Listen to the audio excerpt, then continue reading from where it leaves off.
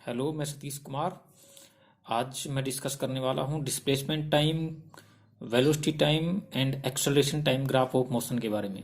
इससे पिछले लेक्चर में हमने ग्राफिकल रिप्रेजेंटेशन ऑफ मोशन के बारे में पढ़ा था और आज हम डिस्कस करते हैं मोशन के ग्राफ्स के बारे में। तो मोशन जो होता है वो दो टाइप का हो सकता है मोशन।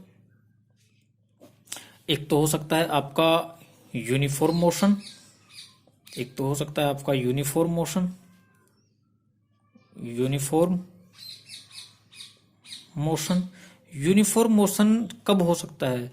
तब आपकी वेलोसिटी या किसी भी ऑब्जेक्ट की वेलोसिटी कांस्टेंट हो। और वेलोसिटी कांस्टेंट कब हो सकती है? जब एक्सेलरेशन जीरो हो। वेलोसिटी कांस्टेंट कब हो सकती है? जब एक्सेलरेशन जीरो हो। और जो दूसरा हो सकता है अपना मोशन, वो है नॉन यूनिफॉर्म मोशन। दूसरा जो मोशन है वो अपना है नॉन यूनिफॉर्म मोशन।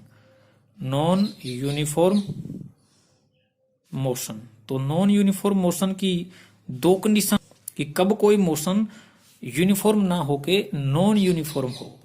उसके लिए आपकी जो वेलोसिटी है वो नॉन यूनिफॉर्म होगी, नॉन यूनिफॉर्म। और जो वेलोसिटी नॉन यूनिफॉर्म होगी वो कब हो सकती है? जब आपका एक्सेलरेशन कुछ कांस्टेंट हो। जब आपका एक्सेलरेशन कुछ कांस्टेंट हो। दूसरी कंडीशन इसमें वेलोसिटी होगी वो नॉन यूनिफॉर्म होगी, नॉन यूनिफॉर्म। और वेलोसिटी नॉन यूनिफॉर्म कब हो सकती है? या तो आपका एक्सेलरेशन कांस्टेंट हो या फिर आपका एक्सेलरेशन भी नॉन यूनिफॉर्म हो, यानी कि चेंजेबल हो। तो आपका जो यूनिफॉर्म मोशन है उसमें एक्सेलरेशन हमेशा जीरो होगा आपका। नॉन यूनिफॉर्म मोशन में एक्सेलरेशन कांस्टेंट भी हो सकता है और एक्सेलरेशन नॉन यूनिफॉर्म भी हो सकता है।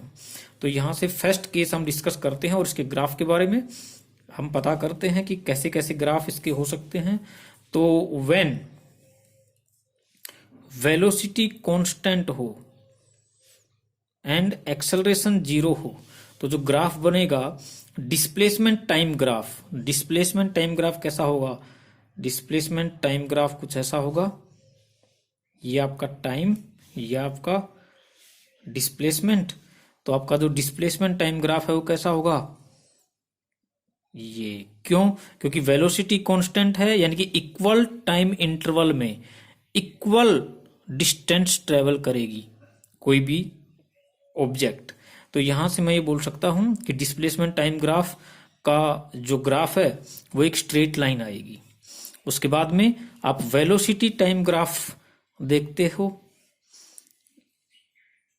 इसी यूनिफॉर्म मोशन के लिए। तो वेलोसिटी क्या है? इसमें कांस्टेंट है, एक्सेलरेशन जीरो है, वेलोसिटी कांस्टेंट है। यानी कि वेलोसिटी क्या होगी? वेलोसिटी चेंज नहीं हो रही। तो चेंज नहीं हो रही इसका मतलब वेलोसिटी कांस्टेंट है टाइम के साथ। टाइम के साथ वेलोसिटी चेंज नहीं होती। तो इसका जो ग्राफ आएगा वो एक स्ट्रेट लाइन आएगा विद रिस्पेक्ट टू टाइम। इसमें एक्सेलरेशन टाइम ग्राफ की बात करें तो एक्सेलरेशन टाइम ग्राफ में एक्सेलरेशन टाइम ग्राफ, इसमें एक्सेलरेशन क्या है? जीरो। तो एक्सेलरेशन टाइम ग्राफ का जो ग्राफ है वो क्या आएगा? जीरो। यहां से ये इसका एक्सेलरेशन टाइम ग्राफ होगा।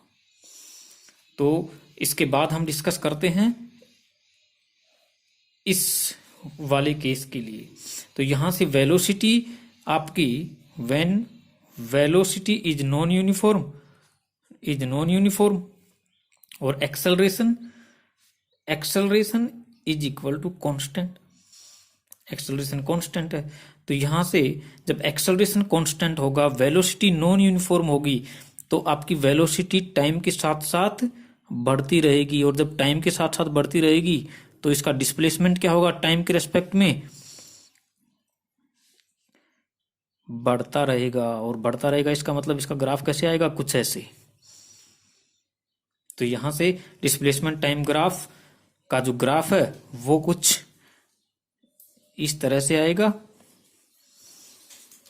वेलोसिटी टाइम ग्राफ कैसे आएगा इसका? वेलोसिटी टाइम ग्राफ, तो वेलोसिटी टाइम ग्राफ में क्या होगा कि वेलोसिटी क्या कर रही है? इंक्रीज कर रही है कांस्टेंट एक्सेलरेशन से। तो कांस्टेंट एक्सेलरेशन से इंक्रीज करेगी मतलब ये उसका टाइम ग्राफ आ गया। टाइम के साथ साथ वेलोसिटी क्या कर रही है, इंक्रीज कांस्टेंट एक्सेलरेशन से। कांस्टेंट एक्सेलरेशन मतलब लाइन होगी वो स्ट्रेट होगी, और इंक्रीज कर रही है, इंक्रीज कर रही है इसका मतलब क्या होगा, स्ट्रेट लाइन अपवर्ड। तो यहां से वेलोसिटी टाइम ग्राफ हो गया इसका ये। थर्ड केस इसका बनता है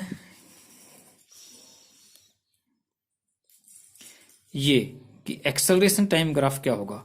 तो एक्सेलरेशन इसमें कांस्टेंट है, तो कांस्टेंट एक्सेलरेशन के लिए टाइम के साथ कांस्टेंट, इसका मतलब मैं ये कर सकता हूं कि टाइम के साथ चेंज नहीं हो रहा, न तो कम होता है न ज्यादा होता है, कांस्टेंट है। तो कांस्टेंट मतलब straight line with respect to time. जो इसका थर्ड केस है वो कुछ ऐसा ही होगा। ये इसका थर्ड केस है। इसमें क्या होगा कि व्हेन वेलोसिटी इज नॉन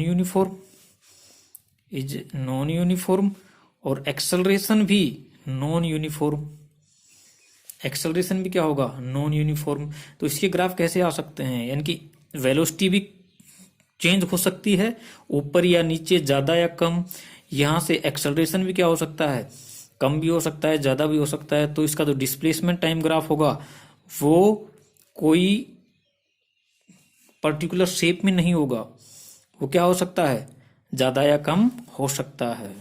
जो इसका सेकंड केस होगा वेलोसिटी टाइम ग्राफ के लिए, तो वेलोसिटी टाइम ग्राफ क्या होगा इसका, velocity time graph non uniform है, वेलोसिटी और नॉन यूनिफॉर्म ही इसका एक्सेलरेशन है। तो ये भी कुछ हो सकता है, आप बना सकते हो इसको ऐसा।